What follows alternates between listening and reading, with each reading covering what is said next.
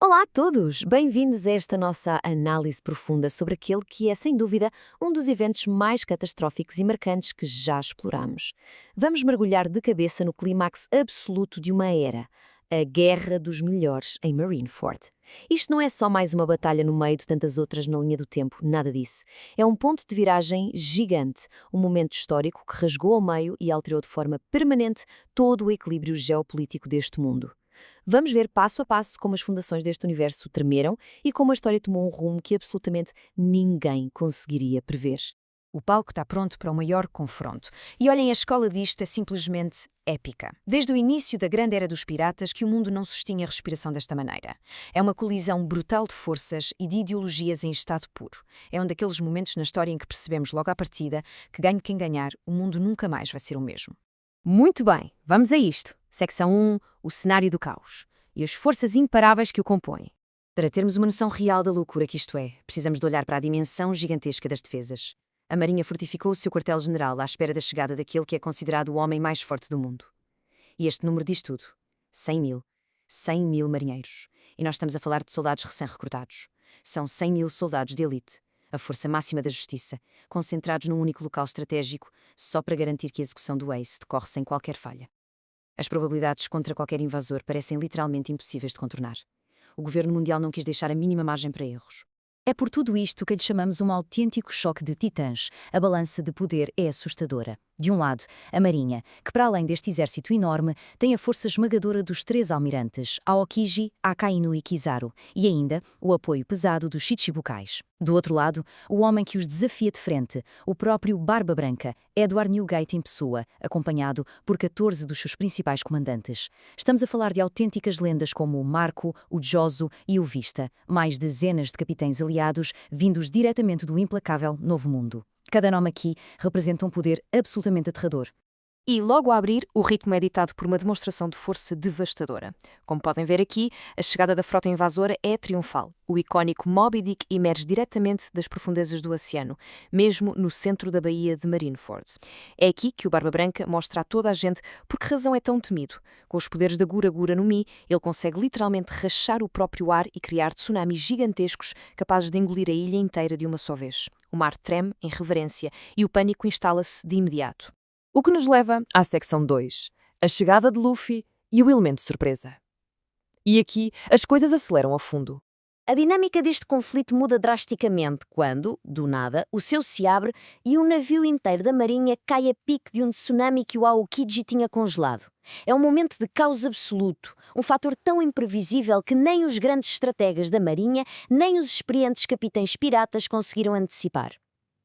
Temos o Luffy, do Chapéu de Palha, e um grupo improvável e extremamente perigoso de fugitivos da prisão de Impel Down a caírem aos trambolhões no meio deste fogo cruzado, implacável. É uma loucura que quebra logo a formalidade militar e vira o campo de batalha do avesso. E a parte mais fascinante nisto tudo é a total ausência de medo por parte do Luffy. Assim que ele aterra nos destroços de madeira e gelo, não hesita nem por um segundo. Ele corre incansavelmente por entre as explosões, as chamas e os almirantes, indo até ao extremo de bater de frente com o próprio Barba Branca, a lenda viva que faz o mundo tremer. E atirarem diretamente na cara, a plenos pulmões, eu vou salvar o Ace. É uma afirmação impressionante, daquelas que arrepiam, a ecoar sobre todo o estrondo da guerra. Mas, claro, avançar não é de borla. O magma escaldante do almirante Akainu começa a encurralar metodicamente as forças piratas. E chegamos àquele momento crítico. Quando os carrascos erguem as lâminas pesadas para finalmente decapitarem o Ace, acontece uma enorme explosão de energia. O Haki do Rei. Para quem não está familiarizado, é uma habilidade raríssima neste universo, capaz de dominar a força de vontade das outras pessoas. No ato de puro desespero e de forma totalmente inconsciente, o Luffy desperta este poder, paralisando os carrascos no último milissegundo. Ele consegue parar o relógio. Seção 3. O resgate e a tragédia. A reviravolta absoluta. Preparem-se, porque isto é uma montanha-russa vertiginosa. Por breves instantes, tudo pareceu valer a pena. Com a ajuda fantástica da chave de cera criada pelo Mr. 3, um herói muito improvável esta história toda, o que parecia impensável acontece. O Ace está livre. Imaginem o mundo inteiro agarrado às transmissões a testemunhar o contra-ataque brutal destes dois irmãos. O Punho de Fogo e o Chapéu de Palha a lutarem lado a lado, a varrerem fileiras de marinheiros num espetáculo maravilhoso de libertação. Parecia o final vitorioso que todos queriam. Mas era, afinal, uma alegria passageira. A marinha ainda guardava um trunfo manchado de sangue. O almirante Acaíno usa táticas baixas para provocar o Barba Branca. O Ace recusa-se a fugir e a tolerar os insultos ao homem que considera um pai. E é aqui que o desastre ataca. Um golpe letal e covarde é direcionado ao Luffy, que estava completamente exausto e prostrado no chão. Sem pensar duas vezes, o Ace atira-se para a linha de fogo. Parem e absorvam isto num silêncio absoluto. 1, 2, 3. O tempo congelou nesses 3 segundos enquanto o punho de magma do Acaíno atravessava violentamente o peito do Ace. O barulho ensurdecedor de combate parece ter desaparecido por completo ali ao redor. O Ace cai, pesado, nos braços do irmão que está em puro choque. E com o restinho de vida que lhe sobra no corpo trespassado, as últimas palavras dele não são de raiva contra o inimigo, não são de arrependimento. São palavras de uma gratidão profunda e inabalável, direcionadas a todos aqueles que o aceitaram no mundo que julgava o sangue dele como amaldiçoado. Obrigado por me amarem. É um desfecho de uma poesia terrível e muito, muito dolorosa. Seção 4. O fim de uma era e o cataclismo de que se seguiu. A carga mental daquela perda é tão pesada que a mente do Luffy simplesmente desliga. Ele entra num estado catatónico, envolto numa negação protetora da qual não consegue sair. Mas se o irmão sucumbiu ao trauma, o pai teve a resposta exatamente oposta. Numa fúria indomável, o velho Yonko arrasa o Acaíno sem qualquer piedade.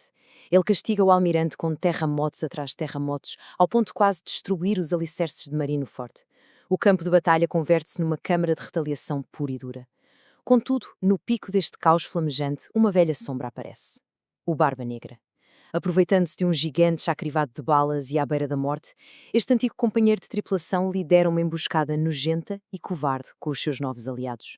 E ainda assim, desafiando todas as leis da lógica e da anatomia humana, o Barba Branca recusa-se a ir ao chão.